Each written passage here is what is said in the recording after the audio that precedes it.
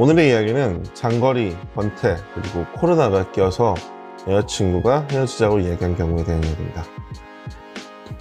특히 이 코로나 사태가 굉장히 위험한 게, 저는 이제 의학인은 아니고 정말 연애를 많이 보는 사람인데 코로나 때문에 헤어졌다라는 경우가 정말 많아요. 특히 호주, 미국에 있는 애인들을 만나시는 분들은 정말로 코로나 때문에 많이 헤어집니다. 왜? 상대방 인생조차 지루해요. 자, 한국에 계신 분들은 체감을 많이 못 하셨을 수 있지만 그런 나라들은 정말로 강한 통제가 된 나라들이 많습니다. 특히 호주 같은 경우는 경찰을 동원해야지 나갈 수 있는 등 굉장히 많은 통제를 받은 나라들이에요. 자, 그러면 그 사람은 뭘 즐겁게 놀고 있을까요? 한국에서도 이야기를 했어요. 44%의 사람들이 코로나 때문에 우울증이 온 것 같다. 나가서 놀지도 못하고 여행도 못하고 뭔가 즐길 수 있는 여가거리가 없어지다 보니까 너무 힘들다라는 이야기를 많이 하셨어요. 호주는 어떨까요? 자, 마트도 못 가요. 이런 상상 해보신 적 있으세요? 없을 거예요. 그럼 그런 상황에서 4개월, 5개월을 살아온 남친들은 무슨 감정이 들까요? 자, 이런 사람들한테 현재 굉장히 많은 분들이 남자친구, 여자친구로서 해야 되는 가장 중요한 의무를 다하기 힘들어 하시는 경우들이 많아요. 그 의무 중에 제일 첫 번째는 저는 남자친구, 여자친구를 웃게 해주는 거라고 생각합니다.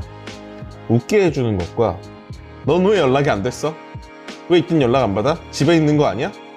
집에 있는데 왜 연락이 안 되는 거야? 라고 이야기하는 건 남자친구로서 여자친구로서 어떨까요? 여러분들은 재촉받으면 좋나요? 안 좋은데 나는 재촉을 해요. 왜 그렇죠? 뭐 때문에 그렇죠? 네, 내 감정을 우선시하기 때문이죠. 제가 사람들이 한 번씩 연애에 대한 조언을 해달라고 이야기하면 사실 정말로 유료로도 계속 이야기를 드리고 무료로도 계속 이야기 드리고 핵심적인 이야기가 하나 있어요. 저 사람이 원하는 걸 해주시면 됩니다 라고요. 그리고 저 사람이 원하는 게 무엇인지 찾아주시면 되고, 저 사람이 원하는 게 없을 때 그것이 무엇인지에 대해서 같이 발견하러 다니시면 됩니다 라는 이야기를 드려요. 그건 절대 쪼는 게 아니에요.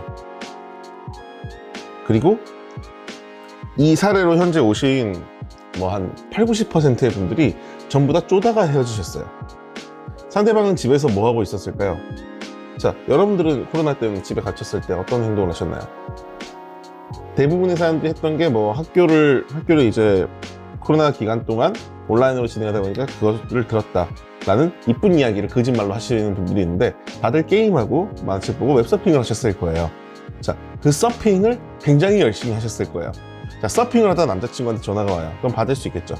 자, 여러분들은 롤을 하거나 친구랑 수다를 떨고 있는 카톡을 하고 있다가 남자친구, 여자친구와 연락이 오면은 기분이 어떨 것 같으세요?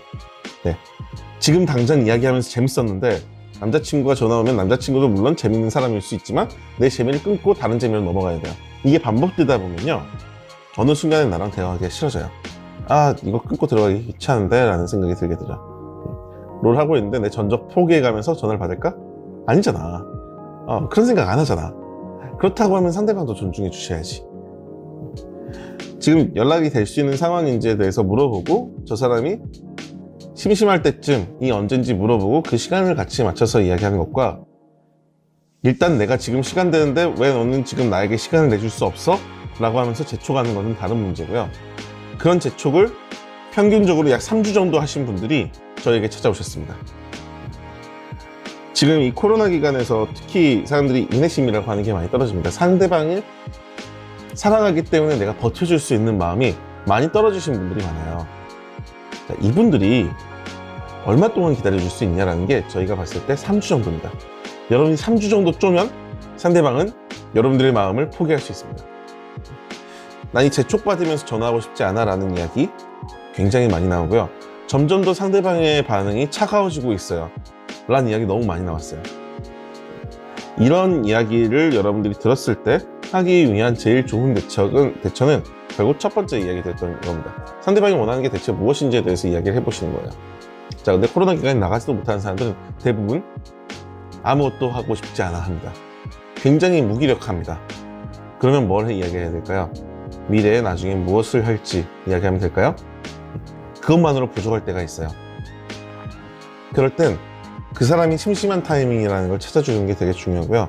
연인으로서 내가 너에게 도움이 되는 사람이 되고 싶기 때문에 네가 심심할 때나 힘들 때 같이 이야기를 하면 되지, 그게 아닌 경우에서 계속 매일매일 연락을 주고받아야 된다거나 이런 것들에 대해서 우리가 일일이 규칙을 정하지 말자 라고 이야기하고, 상대방이 심심할 때, 힘들 때 상대방이랑 함께 어울려줄 수 있는, 필요할 때 어울려줄 수 있는 사람이 돼야지 언제나 어울려야 되는 사람이 된다고 하시면 여러분들은 상대방에게 있어서 하나의 의무가 되게 됩니다. 의무로 만나는 여친, 남친이 되고 싶으신가요? 그렇지 않으시다고 하면 여러분들이 절대로 지켜주시면 됩니다. 무엇을요? 언제나 연락하자라는 규칙이 아닌, 상대방이 필요할 때가 언젠지에 대해서 계속 물어보고, 상대방이랑 미래를 이야기하는 것보다는 상대방이 지금 필요를 이야기하는 순간, 상대방이 힘들 때는 지금 당장 필요할 때 상대방이 옆에 있어줄 필요가 있어요. 근데 여러분들 힘들잖아요? 이미 해외 장거리이신 경우가 많기 때문에 그럴 때는 뭐부터 하시면 된다? 네, 필요한 순간이 언젠지를 물어보시면 됩니다. 사실 대구 때도 그랬어요. 대구에서 터졌을 때도 마찬가지로 대구와 다른 지역 간에 한 달 동안, 2달 동안 만나지 못한 분들이 헤어져서 많이 찾아오셨고, 그분들 제외시키는 게 다행히도 그 뒤에 코로나가 풀려서 어느 정도 풀렸기 때문에 만나러 갈 수 있어서 저희가 제외를 많이 시켜드렸던 경우가 있었어요. 지금 겪고 계신 많은 분들도 마찬가지의 문제를 겪고 있으실 거라고 생각해요. 그러니까 하나하나씩 풀어가시죠. 필요를 잘 생각해 보시기 바랍니다. 오늘의 이야기는 여기까지입니다.